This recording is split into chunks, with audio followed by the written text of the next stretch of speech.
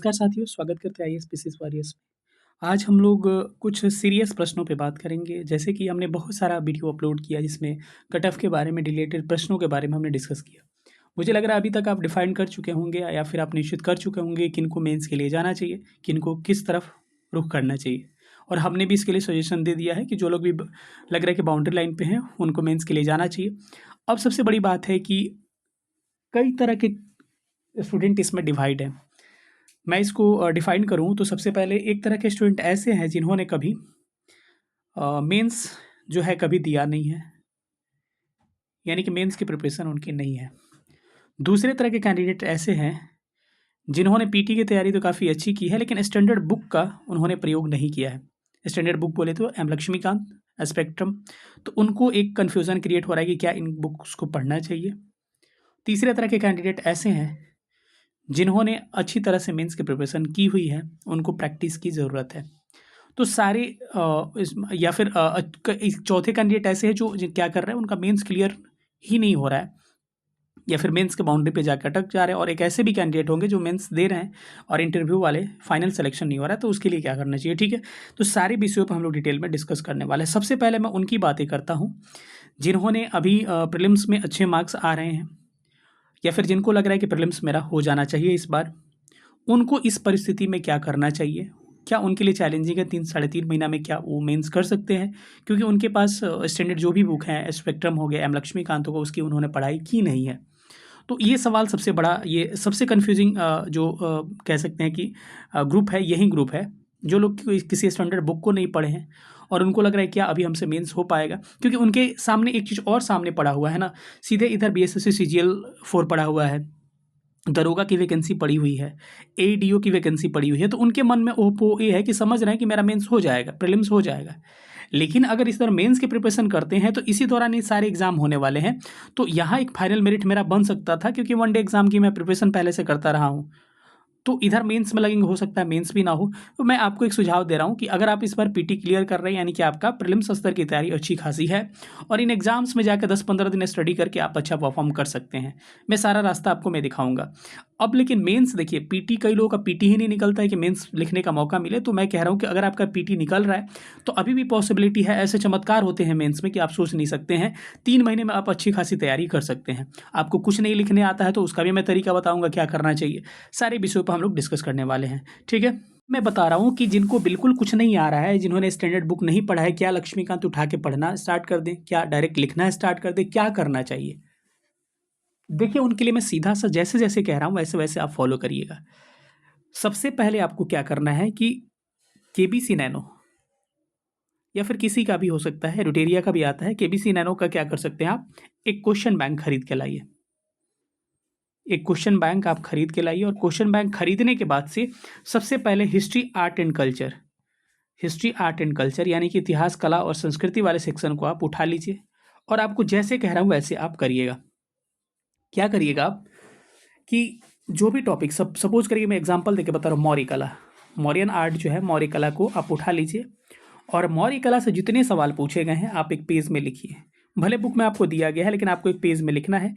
जैसे आपको मिलेगा कि फीचर्स पूछेगा, मौर्य कला की विशेषताएं क्या है, फिर मिलेगा मौर्य कला की विशेषताएं क्या है, फिर मिलेगा मौर्य कला की विशेषताएं क्या है, बौद्ध धर्म के साथ इसका संबंध क्या है, फिर मौर्य कला की विशेषताएं क्या है। तो यहाँ पर आप देखिएगा कि 2 ही आपको बाउंड्री निर्धारित होते हैं एक टॉपिक के, जहाँ से एकदम 100% सवाल आने ही आने हैं, या 38 में आ जाए या शॉर्ट में आ जाए, कुछ ना कुछ आएगा। तो आप मौर्य कला की विशेषता यानी कि फीचर्स पे फोकस करना है और रिलेशन विथ बौद्धिज्म, बौद्ध धर्म के साथ संबंध इसका क्या है, ये 2। तो ये 2 ही टॉपिक बाउंड्री आप डिसाइड कर लीजिएगा। मौर्य कला का जो भी सवाल पूछा गया है या तो विशेषता पूछता है या फिर बौद्ध धर्म के साथ संबंध क्या है ये पूछता है। तो एक प्रश्न लिखने के साथ आपको एक आइडिया लग गया कि क्या क्या पूछ रहा है इस टॉपिक से। ऐसे ही आप पटना कलम लिखिए, उसका सामने और नीचे लिखिए आज तक जितने प्रश्न पूछे गए हैं। ऐसी पाल कला लिखिए, उसके सामने देखिए कि जितने प्रश्न पूछे गए हैं। वैसे ही आप लिखिए संथाल विद्रोह या मुंडा विद्रोह और नीचे देखिए क्या क्या पूछा जा रहा है इसका। तो आप 6-7 प्रश्न का लिस्टिंग करिएगा, 8 प्रश्न का प्रीवियस ईयर का। तो आपको मिलेगा कि कारण पूछा जाता होगा, परिणाम पूछा जाता होगा, या जनजातीय विद्रोह की विशेषता पूछा जाता है, स्पेसिफिकेशन क्या क्या थी इसकी, ये पूछा जाता है। ठीक है, तो यहीं आपको 3-4 मिलेंगे। तो जब भी आप नोट्स पढ़िएगा ना, तो इसी पे फोकस करना पड़ेगा आपको। तो सबसे पहले सारे टॉपिक्स का, सपोज करिए कि 1857 की क्रांति पढ़ रहे हैं, तो उसमें भी मिलेगा कि बहुत सारा क्वेश्चन लिस्टिंग करिएगा, तो उसमें कॉमन क्वेश्चन यही मिलेगा कि बिहार की क्या भूमिका थी, या फिर कुंवर सिंह की क्या भूमिका थी, या फिर 1857 की क्रांति के कारण क्या थे और इसके परिणाम क्या हुए। तो आप इसके काउजेज़ और रिजल्ट्स यानी कि कारण परिणाम पे ध्यान चला गया आपका, तो आपको एक बाउंड्री डिसाइड हो गया। सारे टॉपिक के आपके बाउंड्री डिसाइड होते चलेंगे कि 1857 की क्या बाउंड्री है, मौर्यन आर्ट की क्या बाउंड्री है, जो संथाल रिवॉल्यूशन है उसका क्या बाउंड्री है, 1942 यानी भारत छोड़ो आंदोलन अगर आप कर रहे हैं तो उसमें आप देखिएगा कि पूछेगा कि बिहार का इसमें क्या योगदान था। और नया में आजकल पूछ रहा है कि ये स्वतः स्फूर्त आंदोलन कैसा था, यानी कि लीडरशिप का इसमें अभाव था और खुद से ये आंदोलन हुआ था। तो ये आप बाउंड्री डिसाइड कर लीजिएगा, तो आपको एक पता चल जाएगा कि नोट्स में इतनी चीज़ें मिलेगी हमको, तो आपको इसमें हमको यही कवर करना है। तो सबसे पहले काम आपका ये है, ये बहुत बड़ा काम है, भले आपका 1 हफ्ता लगे, कितना भी दिन लगे, 1 सप्ताह तक आप ले लीजिए, लेकिन सारे टॉपिक्स का हिस्ट्री से स्टार्ट करिए और यहाँ पे क्या करिए, इसका लिस्टिंग कर लीजिए। ठीक है, तो हिस्ट्री क्या हो गया, ऐसे ही सारे सब्जेक्ट का आप कर सकते हैं। सपोज करिए मौलिक अधिकार से क्या सवाल आज तक पूछे गए हैं, या आप कह सकते हैं फंडामेंटल राइट्स हो गया, आपका DPSP यानी कि जो भी हमारे नीति निर्देशक तत्व हैं उससे क्या सवाल पूछे गए हैं, हमारा प्रस्तावना प्रियम्बल से क्या क्या सवाल पूछे गए हैं, हमारा प्रेसिडेंट से क्या क्या सवाल पूछे गए हैं, हमारा कह सकते हैं कि जुडिशियल एक्टिविज़म, जुडिशियल रिव्यू से क्या क्या सवाल पूछे गए हैं। वहाँ आगे थोड़ा सा और बढ़िएगा तो कास्ट पॉलिटिक्स इन बिहार, इससे क्या सवाल पूछे गए हैं, रिलीजन की भूमिका क्या होती है पॉलिटिक्स में, इससे क्या सवाल पूछे गए हैं। तो ये सारी टॉपिक्स जो है ना, राज्यपाल गवर्नर से क्या क्या सवाल पूछे गए हैं, कैसे गवर्नर के पद का मजाक उड़ाया जाता है, मजाक किया जाता है, या फिर कह सकते हैं दुरुपयोग किया जाता है, वहाँ से सवाल बनते हैं। केंद्र राज्य संबंध में कैसी स्थितियाँ बिगड़ती हैं, कैसे बनती है, तो आपका सबका बाउंड्री डिसाइड हो जाएगा। तो सबसे पहले आप हिस्ट्री उठाइए, ऐसे ऐसे चीज़ों को करिए। आपकी सारी कहानी तो आपने बता दी है सर, लेकिन हम स्टार्ट कैसे करें। देखिए, स्टार्ट करने का सिंपल सा तरीका यही है कि अगर किसी नोट्स को उठाइए, जैसे हम लोग क्या करते हैं, जैसे हम लोग आपको क्या करेंगे, देखिए ये जो वीडियो होगा ये कम्प्लीटली हम बताएंगे कि हम लोग अपने कोर्स में क्या क्या चीज़ों को कैसे बताने वाले हैं। देखिए, हम लोग क्या करेंगे कि आपको सबसे पहले आपको नोट्स प्रोवाइड कर देंगे।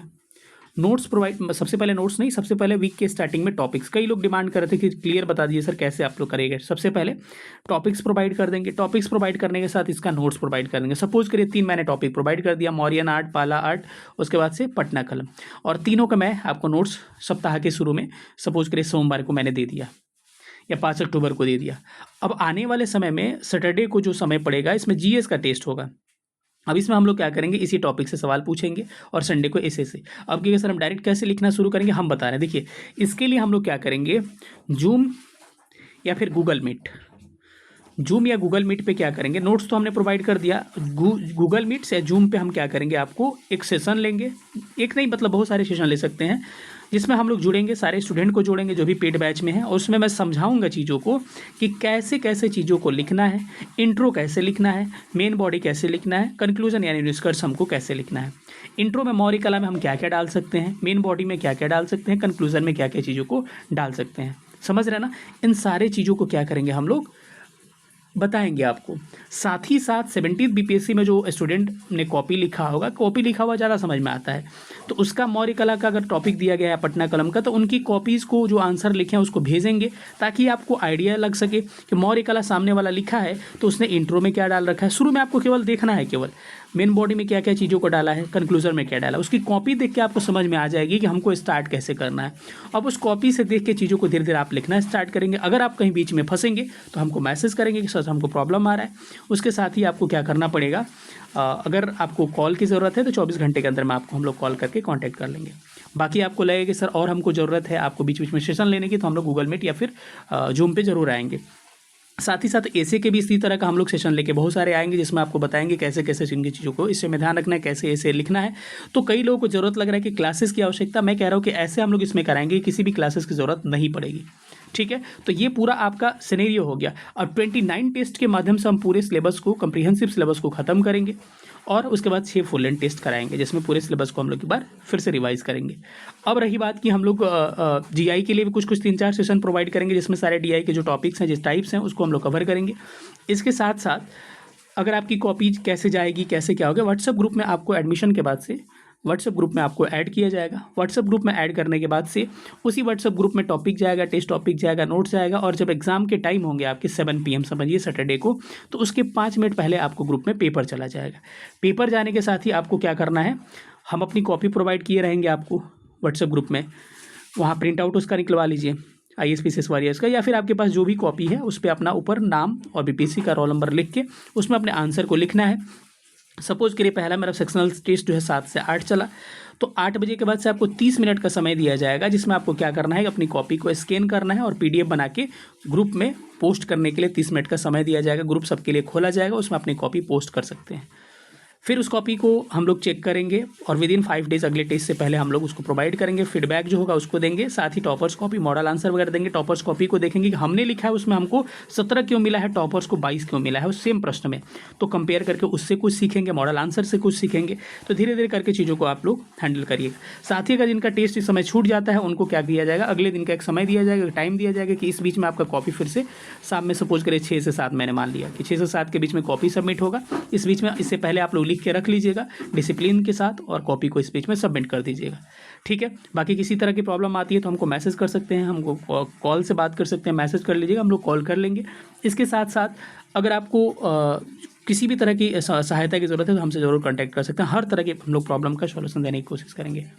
ठीक है, तो कैसा लगा सेशन सब लोग बताइएगा, क्या क्या है मैं आपको डिटेल में बता दूं कि कंप्लीटली बैच पे कोई मेरा वीडियो नहीं था, तो ये आरोही बैच है। जैसे जैसे मैंने बताया सब चीज़ में दी जाएगी। ऑनलाइन हिंदी इंग्लिश के दोनों के अलग ग्रुप होंगे और ये 2000 फी रखा गया है और 28 अक्टूबर आज लास्ट एनरोलमेंट डेट है। आज तक आप इनरोल कर सकते हैं, क्योंकि हिंदी इंग्लिश का एक लिमिट होता है, उसके बाद से हम लोग इनरोलमेंट बंद कर देते हैं। अब ज़्यादा मास में फिर बच्चे आए इसके बाद तो दूसरा ग्रुप हम लोग क्रिएट कर सकते हैं और एक आपको रिजल्ट के बाद हमारा ग्रुप आएगा, लेकिन थोड़ा सा वो तेज चलेगा। ठीक है, फी 2000 रखा गया है। आज इनरोल करना है तो आप 91 17 16 63 47 पर व्हाट्सअप कर सकते हैं। जो जो फैसिलिटीज़ मिलेंगी मैंने पहले ही बता दिया है कि आपको क्या हो जाएगा, आपके टॉपर्स कॉपी हो गया, मॉडल आंसर हो गया, आपके जूम मीटिंग गूगल मीट के साथ कुछ सेशंस मिलेंगे, कुछ वीडियोस भी प्रोवाइड करवाए जाएंगे। ये मैंने बात नहीं बताया, 60% 50% मेरे पास वीडियो अवेलेबल है। हिस्ट्री का उसका प्रोवाइड करवाया जाएगा, पॉलिटी के बहुत सारे इंपॉर्टेंट टॉपिक का वीडियो प्रोवाइड कराया जाएगा। हालांकि इस बैच में वीडियो नहीं है, फिर भी हम लोग आपकी हेल्प के लिए कि आपको लिखना कैसे वो सिखाने के लिए हम लोग इस वीडियो को प्रोवाइड करेंगे। ठीक है, हमारे साथ इनरोल करना चाहते हैं तो 91 17 16 63 47 पर जल्दी व्हाट्सअप करिए, क्योंकि जो हिंदी वाला ग्रुप है हमको लग रहा है कि फुल होने ही वाला और इंग्लिश वाला ग्रुप थोड़ा सा अभी समय लगेगा, शाम तक हो सकता है। ठीक है, तो आज भर इनरोलमेंट का आखिरी तिथि है, बाकी बैच ये 5 अक्टूबर से स्टार्ट हो जाएगा। किसी भी तरह का हेल्प चाहिए तो 91 17 16 63 47 9117166347 पे आप क्या कर सकते हैं, हमको व्हाट्सअप कर सकते हैं और धीरे धीरे धीरे करके चीज़ों को सिखा देंगे। अगर एक बार आंसर राइटिंग में आपने लाइन पकड़ लिया तो मैटर नहीं करता कि सब्जेक्ट कौन सा है, केवल कंटेंट होना चाहिए, आप लिखना स्टार्ट कर दीजिएगा। कैसा लगा सेशन, कुछ भी क्वेरी हो तो इस नंबर पर दिए गए नंबर पर आप संपर्क कर सकते हैं। मिलेंगे किसी अगले वीडियो में, तब तक अपना ख्याल रखिएगा। सेशन देखने में बहुत बहुत धन्यवाद। Thank you so much. जय हिंद।